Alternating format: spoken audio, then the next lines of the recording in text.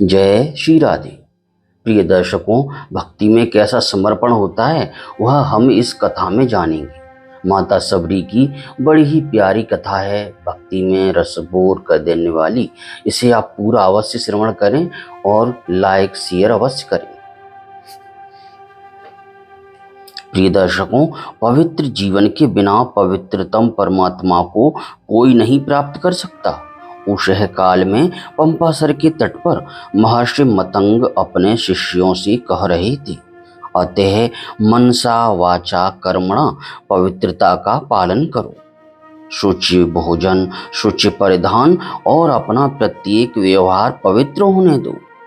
जीव मात्र पर दया और भगवान नाम में अनुरक्ति का सदा ध्यान रखो, तभी स्थावर जंगम लता वृक्ष आदि विश्व की प्रत्येक वस्तु में उन्हें देख सकोगे, अर्थात भगवान को देख सकोगे। यही सच्चा धर्म है। जात कुल की बाधा से यह धर्म सदा मुक्त है। महर्षि और उनके शिष्यगण चले गए थे।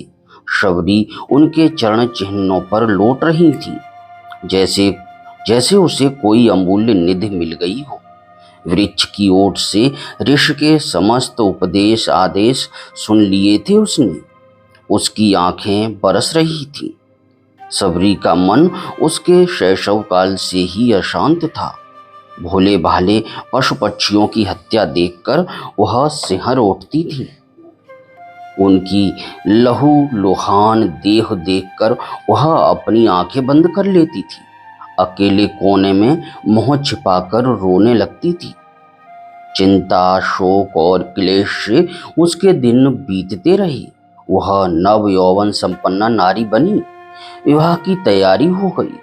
पति वीर था उसका, एक बाण से दो दो पक्षियों को मार लेता था। तेज से तेज दौड़ता हुआ हिरन उसकी आंखों के सामने से नहीं बच सकता था।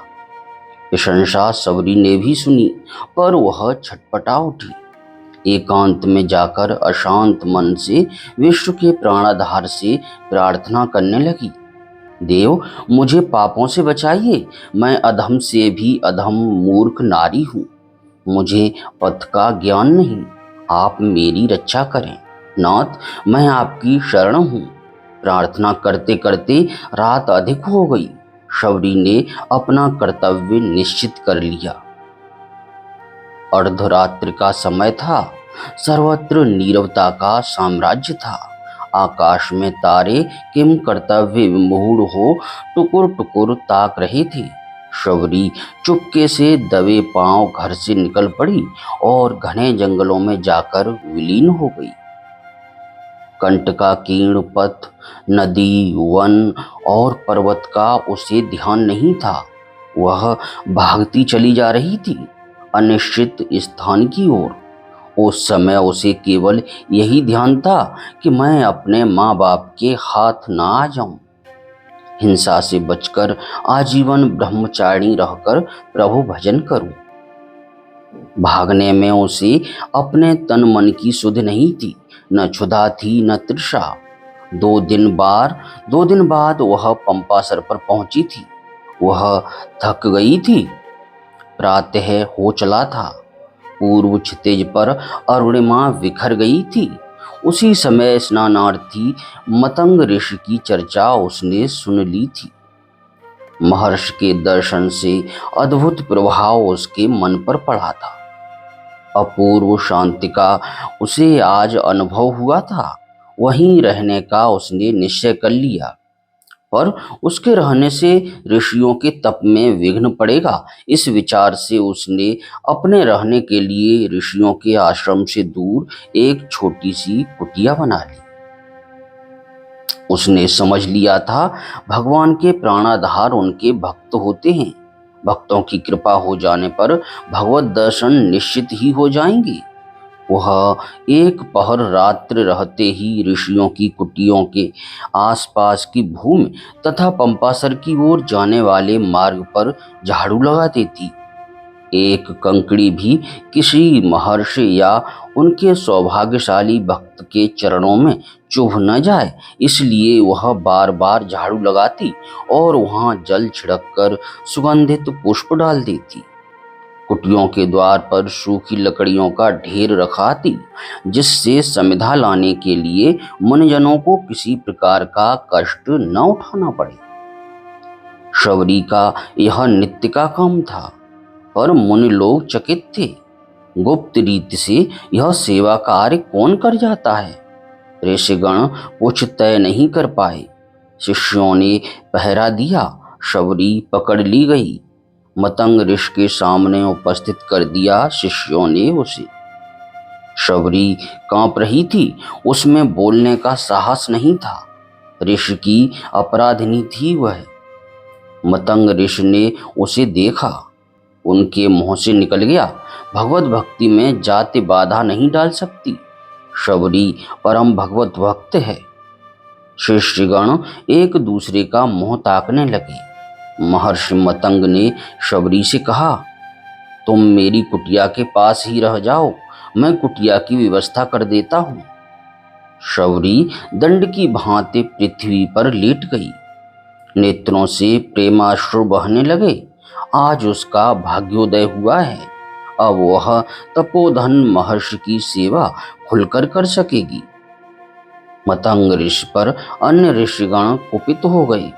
अनधिकार चेष्टा की है महर्षि ने, वे मर्यादा का उल्लंघन कर रहे हैं। नैष्ठिक तपोव्रतधारी ऋषि भगवत भक्त की महिमा नहीं समझ पा रहे थे। अधम कहीं की, स्पर्श कर दिया मुझे, पुनः स्नान करना पड़ेगा। क्रोध से उन्मत्त एक ऋषि शबरी को डांटकर पुनः पंपासर की ओर चली। शबरी ध्यान मग्न जा रही थी, उसे ऋषि का ध्यान नहीं था। ऋषि के बिगड़ने का भी उसे कोई ध्यान नहीं हुआ। वह अपने प्राण धन के रूप और नाम में छकी हुई सरोवर से लौट रही थी। ऋषि ने स्नान नहीं किया, सरोवर में कीड़े पड़ गए थे, जल रक्त में परिणत हो गया था। खिन्न होकर वे स्नान किए बिना ही लौट आए। आपके बिना मैं नहीं रह सकूंगी मुनिनाथ, फूट फूट कर रोती हुई शबरी महर्षि मतंग से कह रही थी। मेरे आधार आप ही हैं। आपके ही द्वारा मुझे ऋषियों की थोड़ी बहुत सेवा का सौभाग्य प्राप्त हुआ है। आपके ही चरणार विंदों में रहकर मैं भगवान को पाने के लिए विकल हो रही हूँ। आपके बिना मैं कहीं की नहीं रहूंगी, परमार्थ सिद्धि भी नहीं कर सकूंगी। देव, आपके साथ मैं भी अपना प्राण छोड़ दूंगी। प्रभु, अधीर मत हो बेटी, मतंग ऋषि ने शबरी को समझाया। मेरा अंतिम समय निकट आ गया है, मुझे जाना ही चाहिए, पर तू अभी ठहर जा। दशरथ नंदन भगवान श्री राम यहाँ शीघ्र आने वाले हैं। तू उनके दर्शन करेगी और तेरी सारी साधना पूरी हो जाएगी। ऋषि ने नश्वर काया को त्याग दिया। शबरी चिल्ला पड़ी, महर्षि की बात सत्य होगी ही। भगवान दंडकारण्य में पधारेंगे, मुझे दर्शन मिलेगा। शबरी आनंद में छकी रहने लगी। पत्ते की खड़खड़ाहट से भी वह चौंक जाती थी, कहीं भगवान आ तो नहीं गए। वह प्रतिदिन मार्ग साफ करके मीलों तक भगवान की जोह आया करती थी। भगवान पहले मेरे यहाँ पधारेंगे, ऋषियों का निश्चय था। भगवान आए और आते ही शबरी की कुटिया का पता पूछने लगे। ऋषि चकित थे। प्रेम रूप भगवान शबरी की कुटिया में पधारे। आह, शबरी का क्या कहना। शबरी देख राम ग्रह आए, मुनि के बचन समुझ जिय भाए। सरसिज लोचन बाहु विशाला, जटा मुकुट सिर उर्वन माला। श्याम गौर सुंदर दो भाई, सबरी परी चरण लपटाई। प्रेम मगन मुख बचन नावा, पुन पुन पद सरोज सिर नावा। वह प्रेम में आत्मविभोर हो गई थी। वाणी उसकी अवरुद्ध हो गई थी। चरणों को पकड़कर अनंत सौंदर्यमय भगवान की ओर टकटकी लगाकर देखने और आंसू बहाने के अतिरिक्त वह और कुछ नहीं कर पा रही थी। उसके वश की कोई बात नहीं थी। प्रभु, आपके लिए एकत्र किए हुए फल मूल आदि रखे हैं। बड़ी कठिनता से अर्घ्य पाद देने के बाद शबरी ने कहा। वह चुने हुए मीठे मीठे बेरों को प्रतिदिन भगवान के लिए रखती थी। उन बेरों को ले आई, बड़े प्रेम से देने लगी। भगवान आनंद पूर्वक खाने लगे। भगवान को उन बेरों में इतना अधिक स्वाद और आनंद का अनुभव हो रहा था जैसे प्रेममयी जन्मदायिनी जननी कौसल्या जी उन्हें भोजन करा रही हों।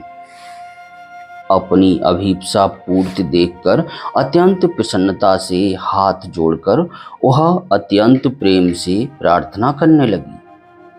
केहि विधि स्तुति करो तुम्हारी, अधम जाति मैं जड़ मत नारी, जड़ मत भारी। अधम ते अधम अधम अति नारी, तिन्ह मह मैं मति मंद अघारी। शुद्ध प्रेम और दीनता देखकर भगवान ने उत्तर दिया। कह रघुपति सुनु भामिनी बाता, मानव एक भगति कर नाता। फिर भगवान ने उसके सामने नवधा भक्ति का निरूपण किया। इसी बीच में ऋषियों का समुदाय शबरी के आश्रम में भगवान के दर्शन निमित्त आ गया। उस समय ऋषियों का ज्ञानाभिमान लुप्त हो गया था। वे मतंग ऋषि के तिरस्कार के लिए मन ही मन पश्चाताप करने लगे थे। उनके मुंह से निकल गया, शबरी तू धन्य है। पंपासर में कीड़े पड़ने और जल रक्त के रूप में परिणत होने के संबंध में श्री लक्ष्मण जी ने ऋषियों को बताया। मतंग मुनि से द्वेष एवं बाल ब्रह्मचारिणी सन्यासिनी परम भगवत भक्त और साध्वी शबरी का अपमान करने से तथा आप लोगों के अभिमान से सरोवर की यह दुर्दशा हुई है। शबरी के पुनः स्पर्श करते ही वह शुद्ध हो जाएगा। भगवान के आदेशानुसार शबरी ने सरोवर को स्पर्श किया। उसका जल पूर्ववत निर्मल हो गया। भगवान उसकी कुटिया से चलने लगे।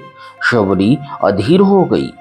चरणों की दृढ़ भक्ति भगवान ने उसे दे ही दी थी। अब उसे कुछ पाना शेष नहीं था। उसकी सारी आकांक्षा प्रभु ने पूरी कर दी थी। अब वह भगवान से विलग होकर किस लिए जीवन धारण करती।